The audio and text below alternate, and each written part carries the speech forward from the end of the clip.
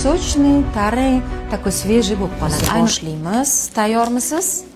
Salgina achchig'i bo'ladi, chunki preparatlarimiz vitaminlardan tashkil topgan, peptid, antioksidantlar ozgina achitadi. Хорошо? Men yaxshilab muzlatdim, siz ninani sezmasligingiz uchun 5 minutda tugataman protsedurani. 5 minutda ozgina uy qilamiz, gaplashamiz, o'tib olamiz. Хорошо?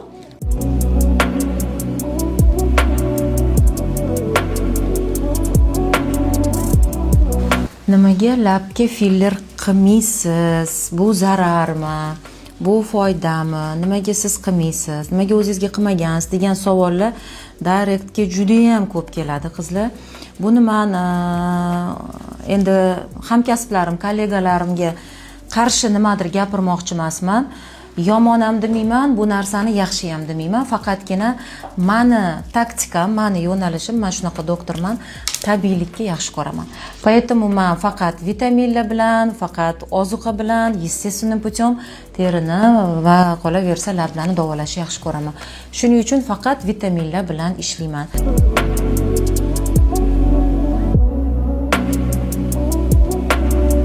Bu yo'lda ham yorilishlar bo'ladi ko'pincha. Bu yerda preparatlarning hisobiga ozgina atyok bor, lekin bu уже ertaga ketadi. Gram atyok qolmaydi, lab o'zini объемiga qaytadi, lekin sochni, tarang, такой свежий bo'lib qoladi. Ayniqsa bir haftadan keyin вообще bilinadi bu. Yurdim. 1 yil, даже mana bularga qilgan ekanmiz, 1 yil oldinda qilganmiz sizga. Yig'lab ketdim.